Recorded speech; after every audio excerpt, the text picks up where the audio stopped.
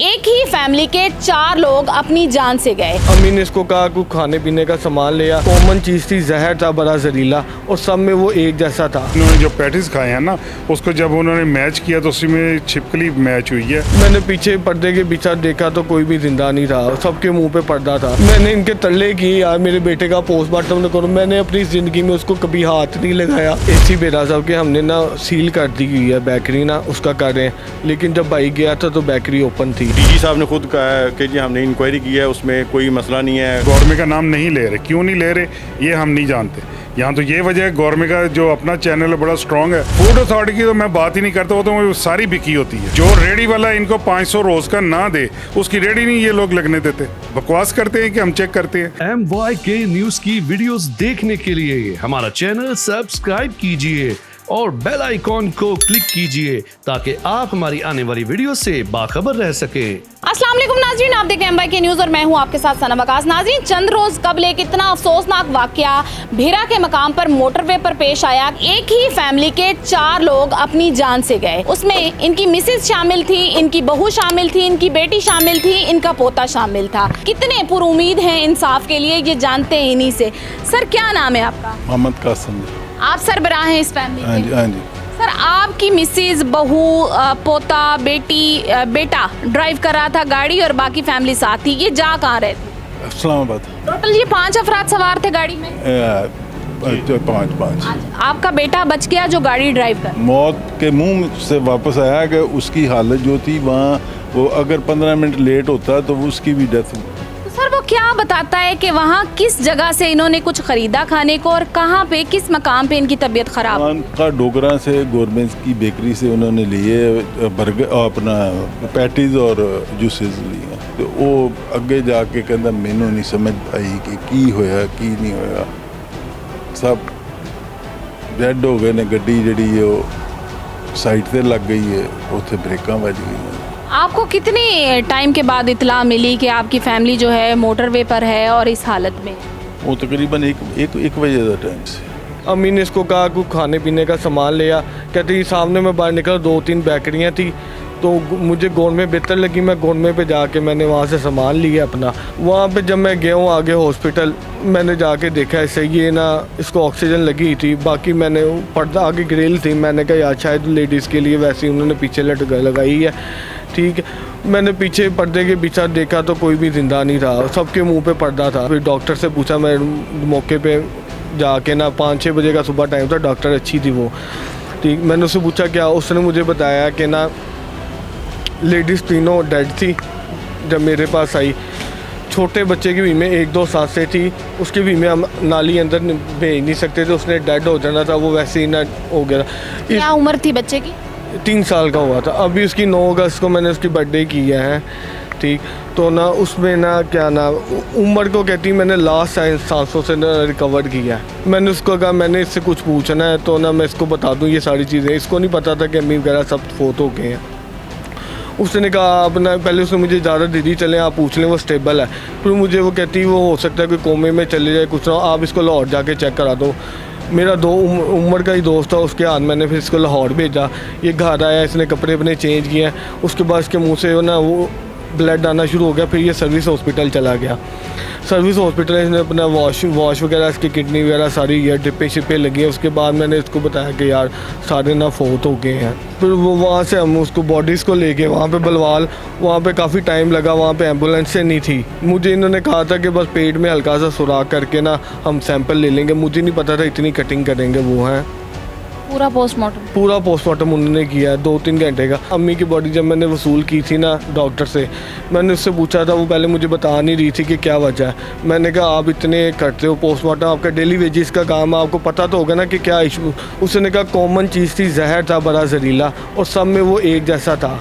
मैंने इनके तल्ले की यार मेरे बेटे का पोस्टमार्टम न करो। मैंने अपनी ज़िंदगी में उसको कभी हाथ नहीं लगाया, टच नहीं किया उसको। इन्होंने उसको बेचारे को भी यार मैंने इनको कहा था यार ये बहुत आलम लोग हैं यार, जो भी था मेरे लिए बहुत गलत था यार, ये क़यामत थी मेरे लिए। फिर वो उसको भाई को लेके गए, भाई ने उनको घर में बेकरी भी दिखाई, सारा कुछ दिखाया। मुझे उस टाइम वो वहाँ पे चेयरमैन अकरम साहब होते थे, उन्होंने मुझे कहा था कि ना एसी बेरा साहब के हमने ना सील कर दी हुई है बेकरी ना, उसका कर रहे हैं। लेकिन जब भाई गया था तो बेकरी ओपन थी है, जब वो SHO वगैरह के साथ गया था। ਅਸੀਂ ਨਵਾਜ਼ ਸ਼ਰੀਫ ਦੇ ਹਲਕੇ 'ਚ ਰਹਿੰਦੇ ਹਾਂ, ਅਜੇ ਤੱਕ ਕੋਈ ਨਾ ਵਜ਼ੀਰ ਆਲਾ MNA ਆਇਆ ਸੀ ਵਹੀਦ ਆਲਮ, ਬਾਕੀ ਕੋਈ ਉਤਲੇ ਲੈਵਲ ਦਾ कोई महकमा सेहत की टीम, कोई इस तरह का ਕੁਛ ਨਹੀਂ, ਕੋਈ ਫੂਡ ਦੇ ਸਿਰਫ ਜਿਹੜੇ ਉਹ ਕੋਈ ਇਸ ਇਲਾਕੇ ਦੇ ਬੰਦੇ ਨੇ, ਉਹ 3-4 ਬੰਦੇ ਆਏ ਸੀ, ਉਹਨਾਂ ਕਹੇ ਜੀ DG ਫੂਡ ਸਾਹਿਬ ਆ ਰਹੇ ਨੇ, ਤੇ ਉਹ ਕਾਫੀ ਦੇਰ ਸਾਨੂੰ ਇੰਤਜ਼ਾਰ ਕਰਾਇਆ ਕਿਉਂਕਿ ਉਹ ਆਏ ਕੋਈ ਨਹੀਂ, ਤੇ ਉਹਦੇ ਬਾਅਦ ਉਹ ਵੀ ਚਲੇ ਗਏ। ਉਹਦੇ ਬਾਅਦ ਜਿਹੜੀ ਅਨਾਉਂਸਮੈਂਟ ਉਹਨਾਂ ਨੇ ਕੀਤੀ ਜੀ ਉੱਥੇ ਤੇ ਕੁਛ नहीं ਲੱਭਾ तक। DG साहब ने खुद कहा है कि जी हमने इंक्वायरी की है, उसमें कोई मसला नहीं है पैटीज़ का या किसी इशू जूस का बना हो। हालांकि हम वाज़ह तौर पे कह रहे हैं कि जी गौरमेंट की बेकरी से पैटीज़ और जूस लिए गए हैं।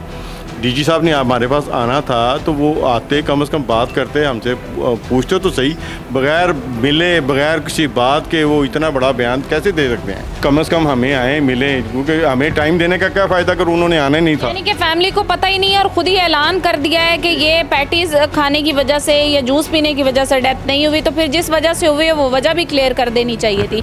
आप मामू हैं हाँ इनके? जी, मैं इसका मामू।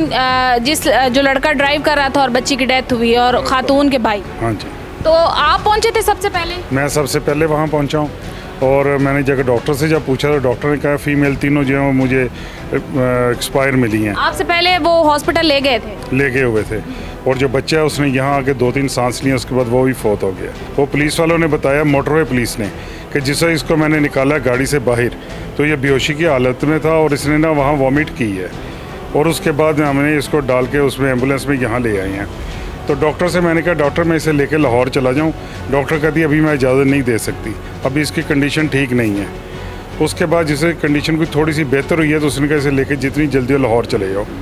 मैंने दूसरे भांजे के साथ इसे लाहौर भेजा सर्विसेज में, वहाँ से इसका पोस्टमार्टम हुआ है, और सॉरी स्टमक वाश हुआ है, और इसको फिर जनाजा उठाने के टाइम पे मगरब के टाइम पे इसे लेके आए हैं। उसकी कंडीशन अभी भी ठीक नहीं, वो मेरा ख्याल है कुछ 70-80% ठीक है, बाकी अभी भी वो उसी तरह ही है। तो अगर उसका स्टमक जिस डॉक्टर ने यहाँ पे वॉश किया उस डॉक्टर को पूछा है या बताया है उसने कि क्या वजह थी? कोई उनकी नहीं कोई बात हुई, स्टमक से निकला क्या? उन्होंने अपना सैंपल जो लेने थे वो उन्होंने ले लिए थे फोरेंसिक्स वालों ने वहीं से।